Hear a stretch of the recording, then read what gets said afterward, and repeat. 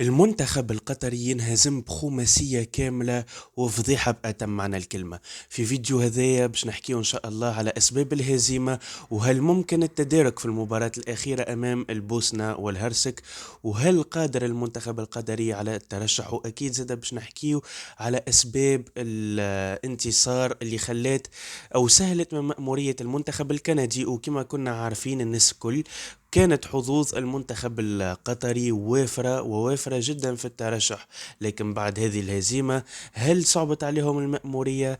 تكمل معنا الفيديو للنهاية باش نكتشفوا كل شيء مع بعضنا، وكيفاش كانت بصراحة الهزيمة قاسية. شنية أسباب الهزيمة هذه زاد لازمنا نعرفوها. هذاك علاش كمل معايا للنهاية، متنساش أكل لايك راهو مهم برشا باش يوصل الفيديو للناس الكل إن شاء الله. وزاد شاركونا بآرائكم في التعليقات، خاطرني نقرأ كل تعليقاتكم ونتفاعل معاها. وأكيد الاشتراك في القناة وتفعيل الجرس باش يوصلكم كل أخبار وفيديوهاتنا اللي جديدة إن شاء الله حول كرة القدم، وأكيد على منتخبنا الوطني التونسي. خلينا نبداو في البداية بالهزيمة الثقيلة 5-0 بصراحة، يعني فضيحة بأتم معنى الكلمة.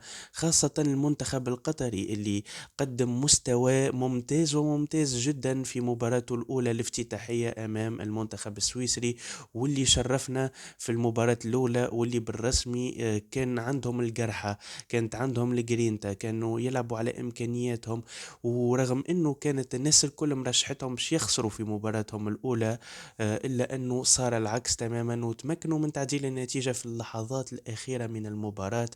واللي معناتها بعد المباراة هذيك أنا واحد من الناس حطيت أنه المنتخب القطري يمكن أنه يترشح كثاني للمجموعة، أو أقل القليل كأفضل ثالث في نهائيات كأس العالم. لكن بعد مباراة اليوم وبعد الأداء المخيب جدا، باش نحكيو أول حاجة على زوز بطاقات حمر. معناتها أنتي معناتها لاعبين معناتها جوارات يلعبوا على مستوى عالي وفي كأس عالم، معناتها شوية تركيز. انت كيف تاخذ بطاقة حمراء معناتها راك باش تخرج زملائك من الطرح، وزيد الفريق متاعك او البلاد متاعك باش تخسرك في المباراة اللي بعدها. يعني المنتخب القطري بخلاف النتيجة الثقيلة اللي كلاها، للأسف بزوز بطاقات الحمر اللي خذاهم صعب المأمورية على روحه، لأنه خسر زوز ركائز في الفريق متاعه في المباراة القادمة اللي باش يواجه فيها البوسنة والهرسك. كما نعرفوا زاد فريق صعيب، فريق ماهوش سهل، لكن ربما مستواه أقل من المنتخب الكندي والسويسري طبعا. ف قبل ما نحكيو على حظوظ المنتخب القطري في مجموعة نتاعو، خلينا نحكيو على المباراة. دخلوا بداية كما نقولوا خايبة بصراحة، معناتها فما انعدام من الثقة، وكأنهم بعد التعادل تاعهم قدام سويسرا وكأنهم ضمنوا الترشح، وكأنهم الجوارات ما عادش قاعدين يعطيو في روندمون اللازم. فهكاك كلاو الهدف الأول، بعد جاء الثاني، هذايا في الشوط الأول مازلنا نحكيو، بعد جاء الثالث خلط عليه، وبشوية الهدف تلو الآخر. وهكاك اللاعبين تحسهم تمسوا معنويا. إن شاء الله بركة ما يبقاش الإحساس هذايا معناتها معنويا مأثر عليهم في ما تبقى من مباريات اللي هي مباراتهم الأخيرة.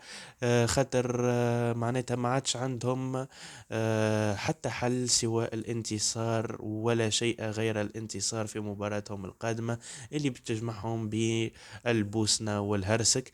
باهي باش نحكيو على من أسباب الهزيمة نتاعهم، نحكيو على الأخطاء الدفاعية والأخطاء التكتيكية.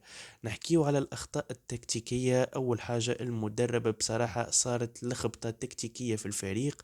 الخطوط كانت متباعدة على بعضها، ما فماش معناتها انسجام كبير بين اللاعبين، يعني تحسهم يطيشوا في الكرة، تحسهم فما شوية خوف شوية رهبة، ربما عامل الجمهور، وربما بحكم انك تلعب كونتر كندا اللي هو فريق مستضيف، ربما يكون أثر على اللاعبين، اللي هي حاجة من المفروض بالعكس تعطيك دافع باش انك تقدم افضل ما عندك قدامهم. لكن للأسف هذا اللي ما صارش. اللاعبين تحسهم وكأنه إما عندهم ثقة مفرطة أكثر من اللازم، ضمنوا بها الترشح بالنسبة لهم، وإلا عندهم انعدام ثقة في النفس. يعني حتى رغم التعادل اللي فرضوه على سويسرا اللي هي أقوى فريق في المجموعة، واللي هو في معناتها فريق صعب وصعب جدا، وقدموا فيه أداء بطولي، إلا أنه بصراحة الصدمة الكبيرة كانت في هذه المباراة. يعني اوكي، مثالش انك تخسر، ربما معناتها تصير في عالم كرة القدم فيها الربح وفيها الخسارة، وفيها التعادل زادة. انت على الاقل كنت تنجم تتعادل، ولا كنت تنجم على الاقل تخسر واحد ولا اثنين شيء، ولا في اتعس واقصى الحالات تخسر ثلاثة شيء. لكن خسارة بخمسة، وزادة تاكل معاها زوز بطاقات حمراء، باش يحرموا الفريق من زوز عناصر أساسية وركائز في المباراة القادمة. هذه الكارثة بأتم معنى الكلمة. يعني لازم التركيز، ويلزم اللعبة بجرينتا وبجرحة، خاطر المنتخب الكندي في الظاهر هو منتخب يقولك ماهوش تاع كورة، منتخب يعني سهل في الظاهر هذا، لكن منتخب اتطور في السنوات الأخيرة بالرسمي، منتخب ولا يخوف، منتخب ولا يقلق، ينجم يلعب كرة عصرية، عنده معناتها لاعبين جدد شبان، وعنده حتى لاعبين أصحاب خبرة ويلعبوا في فرق كبيرة. معناتها اختلف جدا المنتخب الكندي، يعني اللي نعرفوه السابق، معناتها الضعيف الهزيل اللي معناتها اللي مستواه يضحك، بالتوا منتخب بصراحة تفرجت فيه حتى في مباراته الأولى اللي تعادل فيها مع البوسنة والهرسك، كان قادر حتى على الانتصار.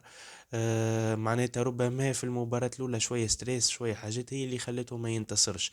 لكن معناتها بصراحة آم، للأسف خسارة معناتها توجع للمنتخب القطري، خاصة وأنه المنتخب الكندي ماهوش بعيد عليه برشا في النيفو. معناها النيفو اللي ظهر به المنتخب القطري بصراحة في المباراة الأولى متقارب برشا مع المنتخب الكندي، ما يبعدوش على بعضهم جملة واحدة.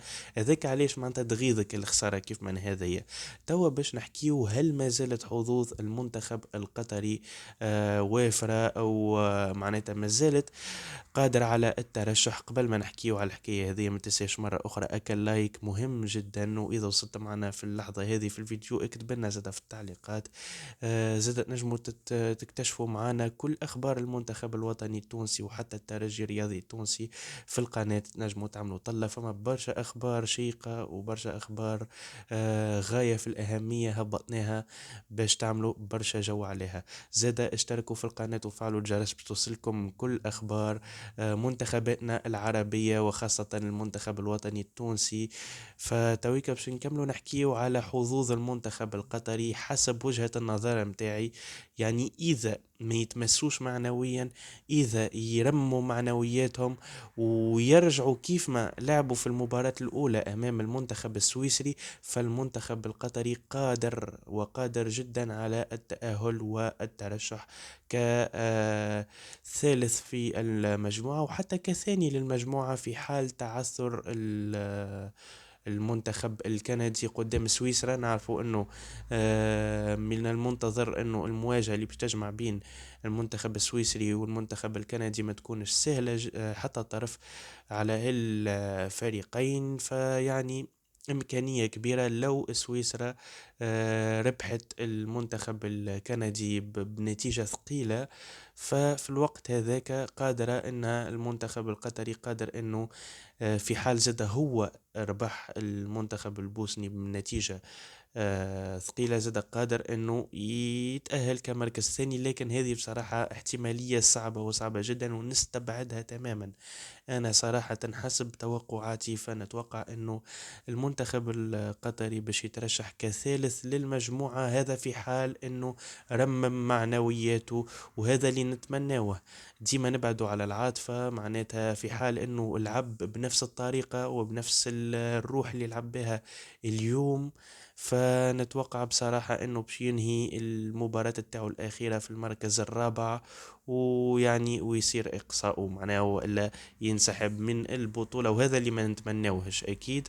هذاك علاش ضروري ترميم المعنويات، وضروري الخدمة تاع المدرب تكون معنوية اكثر ما تكون على الميدان، واللاعبين لازمهم يحسوا بالمسؤولية. إن شاء الله نكونوا ألممنا أو لمينا بالحاجات الكل هذية، فنتصور أنه حكينا في كل شيء.